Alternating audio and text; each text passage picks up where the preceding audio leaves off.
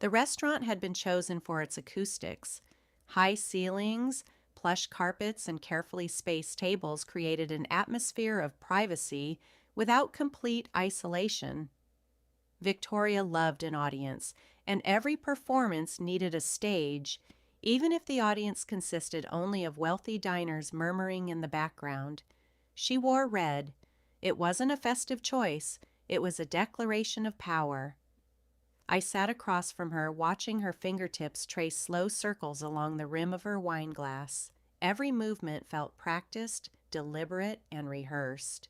She carried herself like a woman who believed she had already won a game that I had spent the last 6 months quietly officiating. What she didn't know was that while she was planning my public downfall, I had been conducting a meticulous audit of our entire life. The ice in my drink had completely melted by the time she finally decided to make her move. For 20 minutes, she maintained a mask of holiday cheer, but her eyes betrayed her. They drifted toward the bar, then back to her phone, then toward the entrance again. It was an amateur display of anticipation. I remained perfectly still. In my profession, I had learned that the most dangerous person in any room is usually the one who speaks the least and notices the most. Victoria never understood that. To her, power was loud, dramatic, and visible. To me, power was the quiet accumulation of facts. "You've been very quiet tonight, Sean," she said. Her voice carried a sharpness beneath its polished surface, like a blade wrapped in silk. I met her gaze. "I've been observing," I replied. It was the truth. I was observing the final moments of a marriage I had already dismantled in my mind months earlier. She smiled. It was cold, triumphant, and completely absent from her eyes. She believed she was the hunter. She had no idea she was sitting inside a cage I had spent half a year building with financial and legal precision. "Well," she said, leaning forward, "since you're feeling so reflective tonight, I have something that might interest you."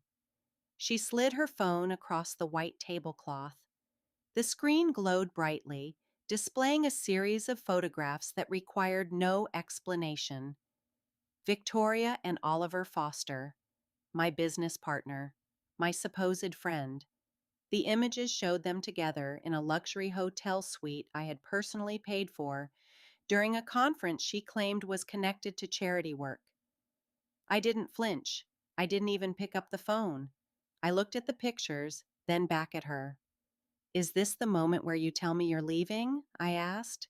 My voice remained calm, completely lacking the emotional reaction she had clearly anticipated. Her smile wavered for a fraction of a second.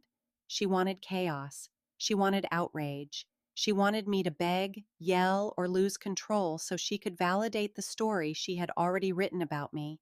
Instead, she got nothing but a steady stare. "I am leaving," she said, raising her voice just enough for nearby diners to notice. "And I'm taking what's mine. Oliver and I have been together for a long time. He understands me. He values me. Unlike you, he's willing to give me the life I deserve." I glanced toward the bar. Oliver sat there with a glass of scotch in hand, wearing the smug expression of a man convinced he had secured both a business victory and a personal one. "Half the company, Sean," Victoria continued confidently. "The house in the Hamptons, the primary residence, the liquid assets. My lawyer is already preparing everything. You can't hide the money. I know exactly where it is." I took a slow sip of water. The silence between us stretched until it felt tangible. I allowed her exactly 10 seconds to enjoy her imagined triumph. "You're right about one thing, Victoria," I finally said. "I can't hide the money, but neither can you." Her forehead tightened. "What does that mean?" I reached into my coat pocket and pulled out my own phone. I wasn't showing photographs. I was showing numbers, a spreadsheet. "This is a forensic audit of our joint accounts and the company's petty cash reserves covering the last 18 months. I explained with the detached tone of a surgeon discussing an operation. "It documents 24 separate transfers to an offshore shell corporation registered under your maiden name. Total amount, approximately $3.2 million. Embezzlement is a very specific crime. It requires intent and documentation. You supplied both with remarkable consistency. The color vanished from her face almost instantly. The transformation was nearly cinematic. She reached toward my phone, but I pulled it away with a controlled motion.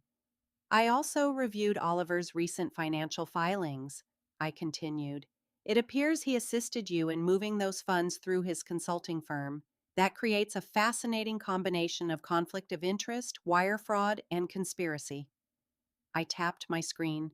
At exactly 7:45 this evening, 2 minutes ago, an automated email containing this information was sent to the board of directors at Oliver's company, the compliance department at our primary bank, and your father. I paused. I believe your father still values integrity. I'm curious how he'll react when he learns his daughter has been stealing from her husband to finance a life with his business rival. Victoria's breathing became shallow. She turned toward the bar. Oliver was no longer smiling. His phone was pressed tightly against his ear. Even from across the room, I could see the tension in his posture. He stood abruptly, nearly knocking over his stool, and hurried toward the exit without looking back. He recognized a sinking ship when he saw one. He also knew exactly who he would sacrifice to save himself. "He's leaving you, Victoria," I said quietly.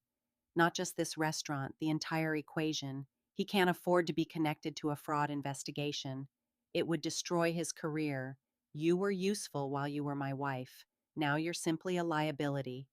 She tried to respond, the words barely emerged. "You can't do this. It's Christmas Eve." "The date has no relevance to the facts," I replied. I stood and buttoned my coat. "The bill is already paid.